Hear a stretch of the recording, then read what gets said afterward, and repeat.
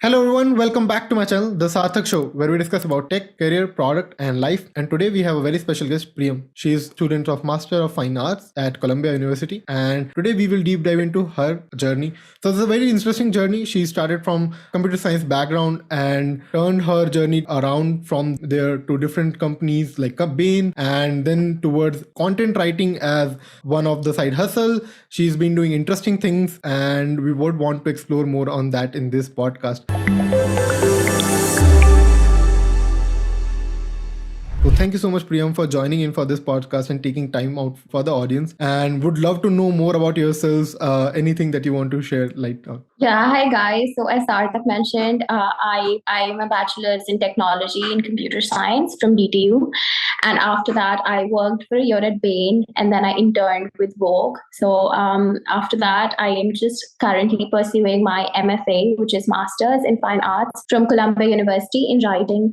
But I do not identify as a content writer. I identify myself as a creative writer because I write mainly about fashion and fiction. And I have actually never written for the internet. So I think that disqualifies me from a content writer. But yes, I am a creative writer. So that's about me. Yeah, I think very awesome and crisp journey. And I think we will uncover and explore a lot of things about her in this podcast itself. So stay tuned till the end of it and watch everything. So yeah, moving on to the first question that pops up to my head is, since you're a computer science graduate, and what was the motivation or how did you get that motivation to move into fine arts? Like, was it something you're passionate about, or like how did the journey unfold? Okay, so I think, yeah, definitely. So when I did computer science, it was primarily because in India, when you're a bright student, engineering is one of those things that are expected by your parents. And they're very keen on you getting computer engineering because it's considered a very safe option. And I definitely think it is a great thing to pursue because we're living in a world of technology. And I think it's totally tech powered and, tech facilitated. But when I was in college, I just discovered that I had this passion for writing. And I thought that, I really wanted to write. And when I tell people fine arts, they get very confused in like, what is that? So I have to tell them it is fine arts. It's when you practice writing. So I am doing fiction writing. And throughout my college years, I discovered that I like to write a lot. So I started interning with a lot of publishing houses. So I interned with Penguin Random House. And I actually did not sit for any of the internships in my third year, which was very, unclassical at the time, and everybody was questioning me because I had a very good CGPA.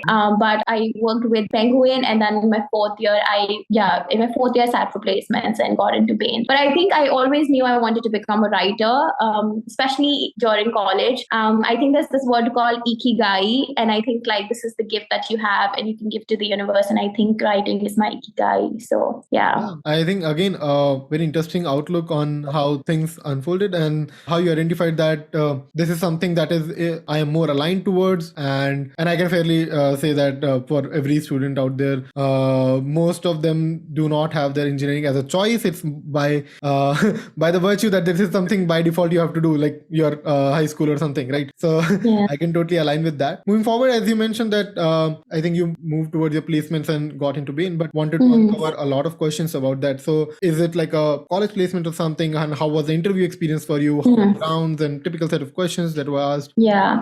So first of all, getting to Bain was a very important milestone in my life. Not because my career path was to go into Bain, but it was like I wanted to prove to myself that like I could do anything that I wanted. And at that time also, it was clear that I wanted to do my MFA, but I really wanted a secure job. And Bain was the first non-tech company that came into my college. So it was all college placements. The first company that I sat for actually, because I had not sat for my internship. And so, yeah, it was amazing. We were told, like a lot of people told me that it is very hard to get into it. And I love when people challenge me because I'm always like, okay, then I'm going to do it. So, yeah, so in our college, approximately 400 or 500 people apply for Bain because it is like relatively well-paying job, and especially in the non-tech sector.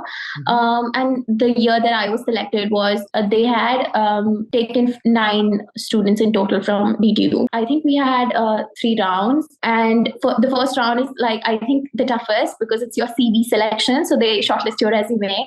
So out of all the 400 or 500 people that must have applied, they shortlisted about 56 resumes. And then we had the first round, which was guesstimates. And then they shortlisted like on the basis of the guesstimates. And then we had a case interview round. And I think that was pretty much it. I do think we also had an HR round, but I can't remember really. Maybe the case interview round and the HR round was the same. But we had the guesstimates and the case interview, and then 9 of us were selected. Yeah. Okay. I think it's great. And one of the interesting thing for audience to learn in between is that if your resume or CV is good enough and you have mentioned certain things that are valuable for the company, it does not matter that you have an internship on that or not, because that would be a key highlight. If you are a fine candidate and if you have fine things mentioned on your resume in a structured manner in things that are required for the company, you will get shortlisted. And for a college big as DTU, where students are coming from various strata and various backgrounds with a lot of experiences and a lot of things to do, getting your resume shortlisted for companies like Bain, it's a great deal. So yeah, I think you have to hang on to that. You have to be firm and confident about what you are trying to do.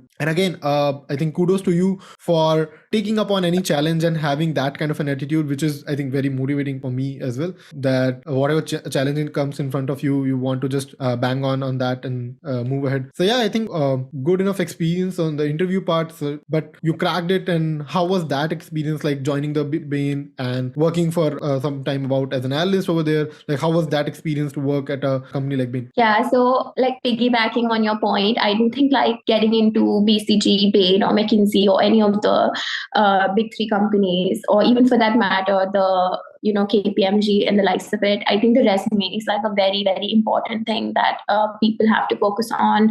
And especially companies like these, they focus very much on like the applicant's background. They really appreciate people from diverse areas. And I think that writing was one of the things that like actually promoted the fact that I could be at Bain, because they considered it to be a great extracurricular. But yes, moving on, the case interviews were great and the guesstimates were great. I had funnily enough, I had only prepared for Bain because Bain's interview process is very different from the other companies, because they take your aptitude test.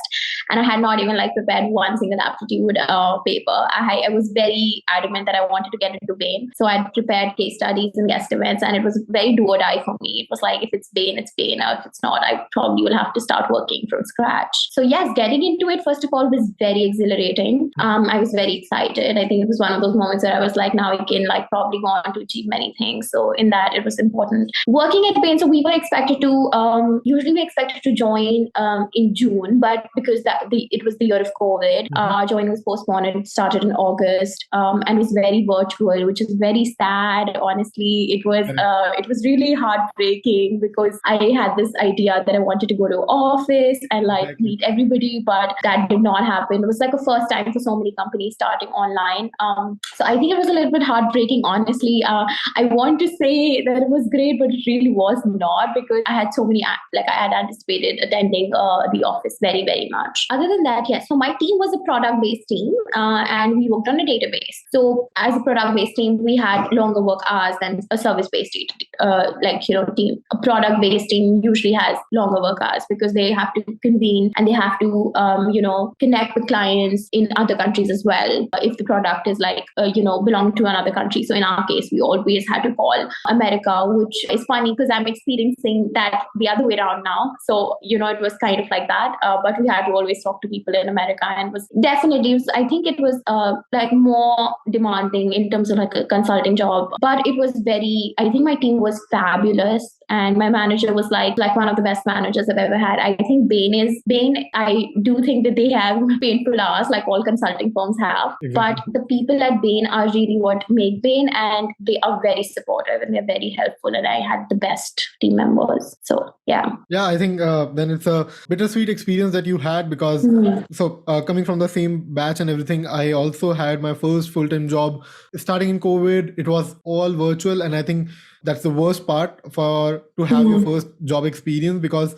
a lot of things that you learn outside your work in general at the company in physical understanding, is required, and I think we all miss that. Yeah. Exactly, as you mentioned, it's so sad that and the worst part for me is that I resigned from that job, I think, before even having a first look at my company. So I got my laptop virtually and I started my work, and then I returned it virtually as well. I even I didn't get a chance to. Yeah, I had a similar experience. Yes. Yeah, I think then you can understand what we went through at the same time. And yeah, so I think then from there onwards, you took a chance that you want to move ahead and move towards the creative writing aspect of it. So how was that pivot came? Like, how did you decide that I want to leave Bain? I think that would have been a very strong choice to make, and it would require, I'm not sure, like just a simple Indian mentality to convince your parents and everything, or maybe how was that experience altogether? So I decided to quit Bain when I got COVID, actually. So I got COVID in April.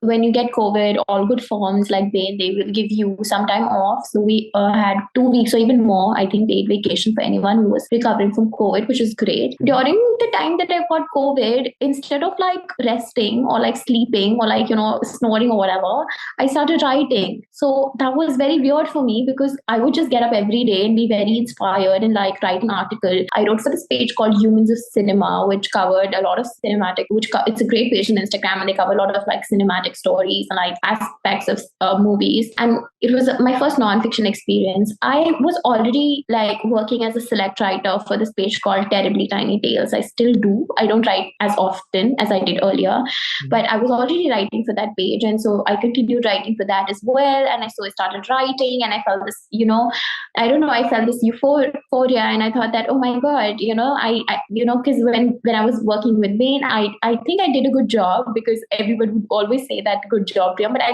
never rewarded myself, and I never told myself that this was me, So working at Bain, funnily enough, the first interview that I had with my HR after I had joined Bain was that I called up my HR, and she's a great person, and I told her, I don't think this is the right job for me. And so she said, that's quite funny because you're about to join it tomorrow. And I said, yes, I know, but I don't think it's the job for me.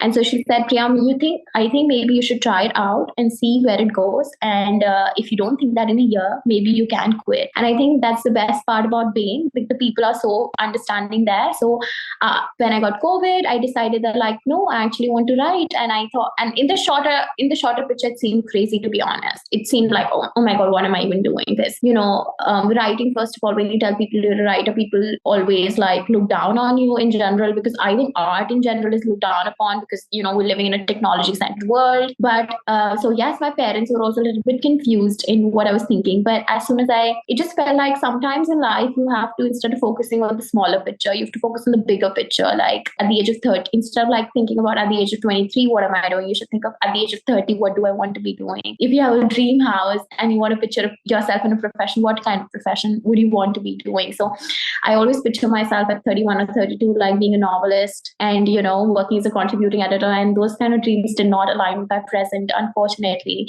Yeah. So when I recovered from COVID, I had to, I gave my exit notice in May. And so I had to work for 2 more months, because you have to work 2 months after you give your exit notice. And I took away from that job.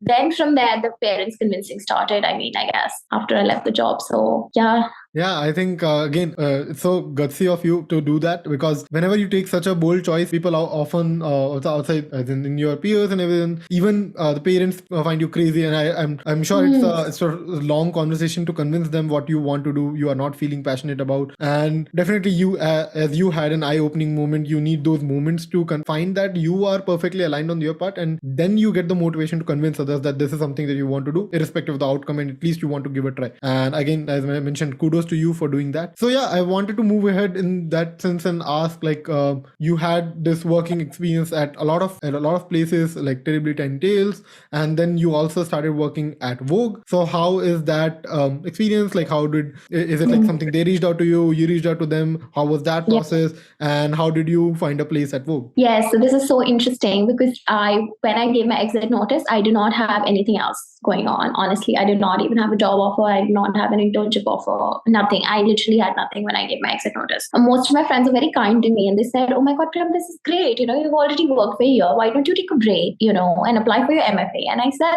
that's cool, but I don't need a year break. I really need like some, I would probably just need a few months to apply. I need to be doing something else as well. Otherwise, I will drive myself crazy, because it is important to also like keep working or like keep doing something that makes you happy. You can of course take a break, but I didn't think that a year made sense. So at the time, I think in June I started sending my resumes to a lot of magazines, and at that time I had a writing portfolio, but it wasn't that magnificent. I had what I had written for Terribly Tiny Tales, really, and Humans of Cinema, and so I made a portfolio from scratch and I sent it to the fashion companies, like mostly fashion editorial, because like I said, I don't identify myself as a content writer. So for me, writing anything other than fiction was different. So I thought, to myself, what else do I like other than fiction? And I thought, no, wait, I like fashion a lot. So maybe I can write about fashion.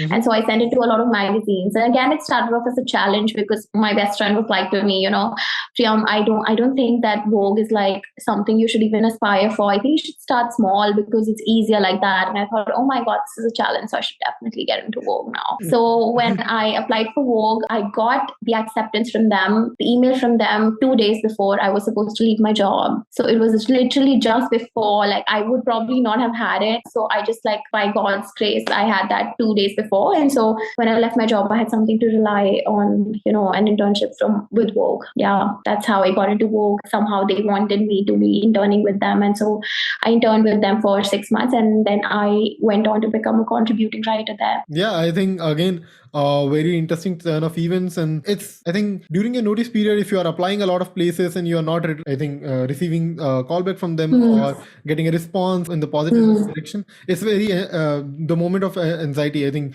I internally myself get anxious about that, and going through that phase where people are questioning your choices, you kind of second guess your choices. Second guess yourself, yeah. Exactly. So I think it's again very bold move that you did, and you went through it, and just before 2 days of your the notice period, and I think you got the good news and everything went great. I think most of the people who were looking down or maybe having some kind of questions, they just all got vanished when they heard about this news, I think.